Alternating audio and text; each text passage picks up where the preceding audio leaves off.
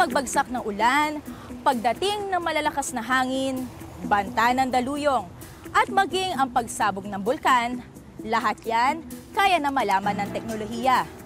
Pero kung kailan magaganap ang paggalaw ng lupa dulot ng lindol, tulad na lamang ng nangyari 24 na taon na ang nakararaan, wala pa tayong kakayanan upang ito ay mahulaan. Ako si Monica Veralio, ito ang aking istorya. Hapon ng July 16, 1990, isang magnitude 7.8 na lindol ang yumanig sa malaking bahagi ng Luzon. Mahigit 1,600 ang namatay. Karamihan sa kanila, sa loob ng mga gumuhong gusali, binawian ng buhay. Kadalasan, nasa 20 mahihinang lindol kada araw ang nagaganap sa ating bansa. Subalit, ang pagkakaroon ng malakas na lindol, isang kaganapang biglaan na lamang gumigitla sa ating lahat. Ang paghahanda rito, walang pinipiling panahon. At ngayong sunod-sunod ang babalang ipinalalabas sa mga ahensya ng pamahalaan para sa The Big One, dito ba, tayo ay may laban? In terms of preparedness, ano po yung mga pwede nating gawin para paghandaan yung ganitong klaseng lindol? Okay, at the level of the national government, no, ang magandang maintindihan natin na unang-una ay meron na tayong talagang pag-aaral kung nasaan ba ang presence, no, na itong fault na sinasabi natin. Yung fault o yung bitak sa lupa. Kasi para mapag-aralan na yung mga maaaring mag-iepekto ng pagyanig ng lupa, ay maitatala natin sa mga communities. Para malaman mo na kunyari kung saan ka man nakatira, ay malambot ba ang lupa niyan? May fault ba dyan? Diba? Baka magkaroon ng landslide dahil sa paglindol dyan sa lugar mo. So, maganda pinag-aaralan natin ito para pag alam na natin at naintindihan natin itong hazard na ito, magkakaroon naman tayo ng tamang plano sa ating local governments. Okay. So, magka-craft na sila ng mga plans nila, ano yung mga activities. So, unang-una dyan yung prevention and mitigation activities. Mga measures yan, baka makakailangan may pagpapatibay tayong gagawin. Ano? Uy, baka meron tayong pag-aaral din, baka yung building sa inyong lugar ay matagal na, siguro mga 50 years ago pa yung building na yan. Baka panahon na para pagtibayin ito o i-retrofit. At yung sa hakbangin din sa ganitong level na hinihiling naman natin ang participation ng ating mga komunidad ay yung pagkakaroon ng mga earthquake drills. So dun sa pagbibigay natin ng information sa publiko, ano yung dapat gawin, at saan ka dapat pupunta, but most importantly talaga, na ang feeling ko talaga na personal, no, na dapat na ginagawa ng bawat isa sa atin ay yung over the dinner table, mag-usap-usap tayo sa ating pamilya. Kasi pag nangyari ng earthquake, hindi naman natin nga alam eh. Umaga, tanghali, habang natutulog tayong lahat. Eh paano kung si tatay ay nasa trabaho, si nanay ay nasa bahay, si ate, si kuya ay nag-aaral? So, paano yun? Kapag nagkaroon ng malaking pagyanig ng lupa, baka mamaya wala nang madaanan si tatay pa uwi ng bahay. Baka mamaya yung sarili natin tahanan ay baka gumuho yung mga bahay natin, no? So, pag nangyari yun, saan tayo magkikita-kita? Saan kaya? No? So, mahalaga talaga na sa inyong pamilya nag-uusap-usap tayo. Mayroon sa ating dahil sa murang edad ay hindi pa batid ang aasahang sitwasyon kung mamaya o bukas makalawa ay umalon ng lupa dahil sa paggalaw ng isang fault line. Marami rin naman sa mga nabubuhay ngayon ang nakaranasan ng lindol. Ngunit, ganito man ang sitwasyon, kadalasan, hindi na nila o natin maisalarawan na mabuti ang tunay na pangyayari. Dito sa Philippine Institute of Volcanology and Seismology o PHIVOLCS, kahit walang lindol, maaari itong maranasan sa pamamagitan ng kanilang earthquake simulator. Ano ba ang pakiramdam ng mahina at ng malakas na lindol? Simulan natin, ang unang mararamdaman mo muna ay vertical. Kasi yun yung unang type ng shaking na mararamdaman kapag malapit sa epicentro. Okay. Okay? So magsisimula pa lang, at mamaya-maya, magkakaroon na ng vertical motion. Up and down. And then after a few seconds, ay mag-horizontal na. So gagawin na natin horizontal yung simulator. At nasa intensity 6 kanina. No? So yan ay dahan-dahan pa lang. Kapag intensity 6, gigewang na yung mga nakabitin. Eto na. At magkakaroon na ng pag-uga, kahit mga mabibigat na bagay. Opo. So nasa intensity 7 na tayo. Ito 7 na to po. Tumayo ang tao. Pero pwede pang makatayo. At habang tumataas ang intensity, pwede na talagang nahihirapan ka ng tumayo. So dapat, kapag gano'n ang intensity, ay gumagawa ka ng drop, cover, and hold. Kasi pag ganyan ang pag-uga ng lupa, hindi ka talaga makatayo. Kaya lang anticipated mo yung earthquake dito, kaya sinusubukan mo tumayo at hahawa ka na. Kung hindi ka hahawak, hindi ka makakatayo. So yung ginagawang posisyon, mali ang posisyon na yan. Hindi. Dapat nakaupo ka, nakasquat, tatakpan yung ulo mo ng kamay at ang leeg ng kamay. Mag-squat ka. O yan, ganyan kahirap ang intensity 8. Tatagalan natin ang pag-uga ng lupa, kadalasan yung malaking earthquake ay mga 30 seconds to 1 minute. Hindi ko maipaliwanag ang naramdaman ko habang nasa loob ako ng earthquake simulator at umuuga ito. Bagaman nakangiti, napakalakas ang kabog sa aking dibdib. Kaya naman ang tanungin ako ni Director Solidum na, ang lakas! Wag na po, okay na po, naramdaman ko na po, Director. Hala, parang umaalog. Dali lang. Mahilo ka. Baka lumilindol, hindi ba lumilindol? Yan ang intensity 8. So sa intensity 8, pwede nang masira ang mga bahay na mahina at mga pangit ang disenyo. At doon nagkakaroon ng mas maraming namamatay o nasusugatan. Okay.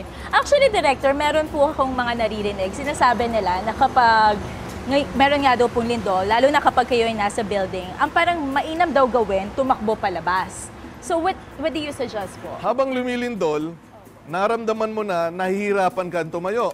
Yeah. How much more, hindi ka makakatakbo. So dapat stay put ka, kaya ang ibig sabihin ng drop, cover, and hold, tumigil sa loob ng silid at protektahan na yung sarili. Kasi pag lumabas ka, baka may mga mahuhulog na bagay sa iyong dadaanan at sa labas ng matataas na building, baka mahulog yung mga fasad, mga salamin at ikaw ay mamatay. At dapat pupunta ka sa isang evacuation area. Hindi ka rin aakyat ng building, dapat bababa, sakalang bababa pagkatapos ng lindol. Kung ako ay kinabahan at halos magpanik na sa aking naramdaman sa earthquake simulator ng PHIVOLCS, ano kaya ang naging pakiramdam ng isang taong matagal na hindi nakalabas sa isang gumuhong gusali dahil sa lindol? Maraming mga factors na hanggang ngayon, pagka naiisip ko, wala akong masabi kundi salamat sa Diyos.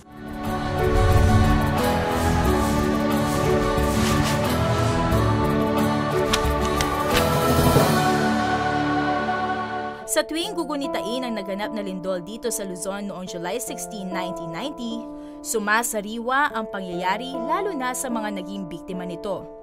Tulad na lamang ni Ginang Sonia Rocco. Good afternoon po ulit, Ma'am Sonia Rocco. Good afternoon. Alam ko na mahirap balikan kung ano nangyari, pero for the benefit of our viewers, maaari niyo po ba ikwento sa amin what happened 24 years ago nitong araw na ito? Unang-una, itong seminar na ito ay USAID na seminar on financial management para sa mga NGOs na nag-a-apply ng funding sa USAID. Meron kaming Bicol Livelihood Foundation sa Naga, congressman pa si Senator Rocco noon na sineset upan namin ng mga livelihood. Kaya nagbibigay silang training on financial management. So on July 16, it was daylight savings time. So it was about 4:15 ng hapon. Katatapos na namin magmerienda, mag-recess. Yumanig yung hotel namin, Hotel Nevada. So ang lakas nung yanig, pero ako ayoko magpanik. Ay sabi ko, don't panic sa loob. It's only an earthquake, sabi ko gano'n. So tumingin ako, yung isang kasama ko nandun sa may tea, kasi kukuha ko ng tea, katatapos lang. Nakaganon, nakanganga siya, gano'n. Ako naman, umikot akong gano'n. Ito yung aming table ng seminar. Pumunta ako sa ilalim. Pagpunta ko ng ilalim, bagsak na yung ilaw, bagsak, dilim. Ganon kabilis nangyari. So I was on my force, tapos meron na, according to her, she was hurled sa lakas. Napasok na siya dun sa mesa. At meron namang isa nandito, nakahigaan ganon, bigla lang namatay. Kasi tinamaan siguro siya ng beam. So, 3 kami doon sa lugar namin. Maraming nagsisigawan yung mga ibang kasama namin nasa mga iba-ibang lugar. Kasama namin yung sister-in-law ni Raul na si Pichi. Nandun siya sa ibang lugar. Tapos tinatawag niya ako, Son, ganon. O, kumusta ka na dyan? Di syempre ako, nakaganon pa ako doon sa ilalim ng mesa. Inisip ko, wala naman na mukha pang okay, gumanon pa ako. Kasi nagkakapakapa pa ako, dilim, ano. So, maraming mga papel, yung mga silya, pumasok sa loob ng mesa. Tapos, merong electric fan na natumba doon, merong vase. Tapos, paglabas mo ng paa mo, yung ceiling, ano yung kisame na yon, nandun na sa baba, matatamaan na ng paa. So, ganun yung sitwasyon. Tapos, yung tablecloth na nakaganon, inakyat kong ganun para magkaroon ng circulation ng hangin. Tinanong ko naman si Pichi, kumusta ka? Sabi niya, nakatuwad ako, naipit ang paa ko. So, hindi ko ma-imagine kung paano yon.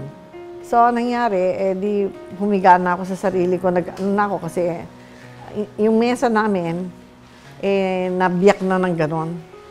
Ibig sabihin, nung humiga na kami, konti pang galaw, kung konting ano pa, matutuso ka. Alam mo nang pwede mo ikamatay yung biyak ng mesa. Iniisip ko naman, baka hindi na ako makalabas dito ng buhay. Di naisip ko yung mga naiwan ko, my husband, my children, my parents, gano'n. So, nagdasal ako. Sabi ko, siguro tulungan mo na lang sila at tulungan mo rin ako na maging malakas ako. No? Inalay ko na lang kung ano pang mangyayari, gano'n. Give me more faith. Bandang mga 7 o'clock in the morning, may nadinig na kami, mga tunog ng helicopter. So, nabuhayan kami ng loob, nag-iingay kami, nag-ganun. Tapos meron kami nadinig na boses, sino-sino kayong nandyan? Ako, lahat kami nagsasalita, labas mo na kami, labas gano'n. Tapos sabi gano'n, may Mrs. Rocco. Tapos sabi niya, Mrs. Rocco, gano'n. So, hindi nila alam, dalawa kami Mrs. Rocco, dahil si Pichi, asawa siya ng kapatid ni Raul. So, dalawa kami Mrs. Rocco. Anyway, hayaan mo magdadating na ito. Malaking tulong yung may nakakausap ka sa labas. Tapos mamaya mga 9 o'clock may nadinig na kami nagja-jackhammer. Gumagano, no? Jig. Naku, sigawan kasi lalong gumagalaw, lalong pwede kang mamatay. So sabi na, wag, tigilan mo. So, tumigil. In the meantime, hindi na namin alam kung anong ginagawa. Tuloy-tuloy pa rin yung aftershock. Mga bandang 6 o'clock tumahimik. Akala namin iniwanan na kami. Oo. Yung pala, nag-iba sila ng strategy. Tinigil yung jackhammer, pumunta sila sa ibaba. Dumating na yung mga miners na naglakad mula sa Benguet, Benguet, yung mga Felix miners, para magsaklolo. Then, mga siguro 11 o'clock ng gabi ng Tuesday, may nadidinig na kami mga tunog malapit sa amin. Sabi nung po, nandiyan na sila. Ingay na naman kami. Doon, nadinig ko na yung husband, the voice of Raul. Son, gumano siya. Raul, bakit ngayon ka lang? Hindi ko naman akalain na mahirap gawin kasi mga semento na pala yung mga nahulog. Hindi ka naman talaga pwedeng lang hugutin ng gano'n, ano? So, sabi niya, mo, nandito na kami, gano'n. 11 o'clock yon, mga 3 o'clock in the morning, nagkaroon pa ng isang napakalaking earthquake, aftershock, na yung mga bumagsak yung building. So yung mesa na sinasabi ko gano'n, medyo lumalim pa ng husto. Mga 3:15, meron ng butas na nagawa doon sa aming floor. At ang swerte din doon ay hindi naman nila alam kung saan kami nakahiga. So na-chance lang nila na nagawa nila yung butas na doon sa may paahan namin, doon sa may outside of the table where we were. Nako, ang liit ng butas, medyo malaki-laki na. Mas malaki ako ngayon, pero noon medyo malaki. Sabi ko, naku, paano ba ako? Sabi nila, ma'am, let your head jump, tumalong ka muna ulo una. Ay di syempre, nandun sila sa basement. May teheras doon, tsaka may mga nakapaligid na miners, yung sasaluhin ka. Oo, so, ayun, tumalon ako ganun. Inuna ko yung ulo ko, sinalo nila ako. Pero bago ako bumaba, tinanong ko muna, pulsan mo si Pichi kung kumusta. Ay sabi nila, wala na raw. Pag talong ko gano'n, syempre naisip ko si Pichi, at saka siya, wala, ako nandun. Hirap, So, pagkatapos noon, ayun na, dinala na kami, bago kami nakalabas, tumba lahat yung mga silya kasi magkakaroon sa kami socials nung gabi ng Tuesday. So, yun nakita ko dinala sa ambulansya. Yung ambulansya, ganun din kasi nga walang tigil yung aftershocks. Sabi ng husband ko, wag na yung masyadong malubak. Sir, wala akong magagawa mga lindol yun mga aftershocks. So, dinala kami sa ospital. Lahat ng mga pasyente nasa labas. Under the stars kami, may mga kama. Dahil sila din sa hospital were also in danger, no? Ma'am, do you remember kung gaano po kayo katagal dun sa ilalim ng building? Mga 36 hours yata yun eh. Kasi 4:15, nakalabas ako mga 3:15 di ba? On July 18. On July 18. So ayun, naghintay kami hanggang, meron ng araw. Tapos yung hiniram na helicopter ng husband ko, na kay Andres Soriano, yun, nadala na niya ako, tapos pauwi na kami. So, nakita ko yung sea. It was not only just an earthquake. Dahil nakita ko lahat ng bumagsak, nakita ko lahat yung mga kotseng naipit, nakita ko lahat. Ma'am Sonia, dun po sa naranasan nyo habang nasa ilalim kayo, ano po yung parang masasabi nyo na parang pinakamahirap? Yung bang gutom, or yung pagod, or the helplessness? Ano po dun sa mga yun? Yung pinakamahirap yung bandang kaligitnaan na nanunuyo na yung lips mo, tapos nanginginig na yung laman mo dahil sa gutom, tapos madilim. Tapos sabi ko, naku, pag na-heart attack ako, namatay dito, makakabalik pa ba ako? Yung mga ganon, yun yung thoughts na yun. Pero hindi naman nagtagal din kasi walang tigil ako nung pagsabi ng Panginoon, maawa ka. In your own opinion po, ma'am, sa tingin niyo po ba parang nagkaroon po ba ng parang kakulangan sa part po ng, say, government officials or dun sa mga nagpapatakbo ng hotel or kahit po dun sa mga tao in general? Meron po bang kakulangan? Well, maybe kung titignan mo bakit nag-collapse yung mga building. So maybe the building requirements hindi nasunod. Yung Hyatt na pagkalaki-laking hotel, bakit nag-collapse? So, kung talagang they prepared well, ba? So yung una siguro review of the building code, of the supervision, monitoring. Yun. Kasi we are in the line, we are in the circle of fire, we are in the earthquake zone. So we must take extra effort, make extra effort. And then siguro lahat naman ng disaster na nangyari, talagang lumalabas na maraming kakulangan. Who would have said that Yolanda, we were prepared. Yeah. Ondoy, we were prepared. And all of this other, or this earthquake, if we were prepared, di ba? Mabuti naman yung may awareness na to get prepared because now they're talking about a big one that's coming. Ibang-iba yung merong kaalaman, ibang-iba yung may presence of mind. Para sa akin, just be prepared to die. And that pag namatay ka sa langit ka pupunta. Siyempre po after nung lahat nung dinaanan nyo, 36 hours under sa building, tapos yung lahat nung nakita ninyo, talagang very traumatic experience ika nga. So, ma'am, kayo po ba personally, nag-undergo po ba kayo ng any psychological treatment? Or paano po kayo nag-cope? Part of my healing was, I kept on telling the story. They were interviewing me. So, daldal ako ng daldal. I had a friend who was also in the same earthquake. She went out and she fell at Session Road, yung kanyang mukhang gano'n, and the rain and the thunder and was there lightning. She walked she could not talk for 4 months. 4 months? Oo, because of the trauma.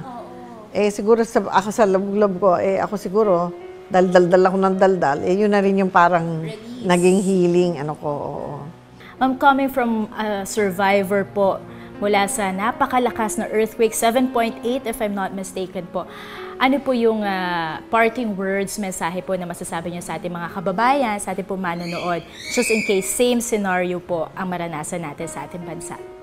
Ang masasabi ko lang ay ang mga pinapadala sa atin ng mga kalamidad at mga bagyo ng mga kamukha ng Yolanda ay mga pagsubok din sa ating paniniwala na mayroong pang mas malakas na makapangyarihan na makakatulong sa atin at yan ang Diyos ng Panginoon natin. At siguro doon tayo kumapit dahil kung tayo makakapit doon, ano man ang mangyari sa atin, alam natin na hindi niya tayo pababayaan. parati siya nandyan. Kaya ang aking malakas na paniwala ay yung kanyang pagmamahal at yung kanyang awa. Yun ang parang nakatulong ng malaki sa akin upang itong pangalawang buhay ko ay maikukwento ko upang malaman ng iba na nandyan yung pagmamahal ng Diyos para sa atin at ang kanyang kaawaan, ang kanyang mercy, at ang compassion, hindi tayo pababayaan kahit na kailanman. So, ang lesson learned ko lang na binigyan ako ng pangalawang buhay, anong gagawin ko sa buhay na to, di ba? Siyempre, hanggang ngayon, 24 years na. Papasalamat ako. At sinasabi ko sa lahat ng mga nakakapagkinig sa kwentong ito, wag na nilang hintayin na magkalindol upang magbagong buhay. O kaya maging mabait sa kanilang mahal sa buhay, sabihin na nila ngayon pa na habang buhay, na mahal nila ang kanilang pamilya, nagmamahalan sila sa isa't isa. So siguro yun, at saka nakita ko na helpless ako. Ay, ganun pala yung kwento ng kung ano yung salvation, kung ano yung rescue. Wala ka naman magagawa eh. Pero ito yung mga minors, they risk their lives for strangers. Hindi naman nila ako kilala. Bakit naman sila sumugod na pwede rin silang mamatay? So, yung mga heroes na gano'n. So, maraming mga factors na hanggang ngayon, pagka naiisip ko, wala akong masabi kundi salamat sa Diyos. Nagsilbing gamot ni Ginang Rojo ang pagpapaunlak niya sa mga panayam tungkol sa kanyang sinapit noong 16 ng Hulyo, 1990 upang makalimutan at matanggap ang mga nangyaring mabigat sa kanyang kalooban at isipan. Maihahalin tulad ito sa mga piyesang ngayon masaya niyang tinitipa sa kanyang piano na bagaman may lirikong tumitimo sa puso, ay natatabunan naman ng musika na sa mga nakaririnig ay nagpapakalma.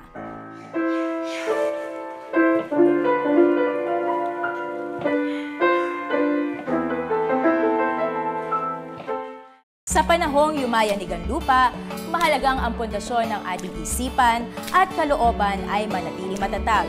Sapagkat sa isang mata, ito ang maaari nating mag-isandata laban sa peligro at sakuna. Ako si Monica Veralio at ito ang istorya.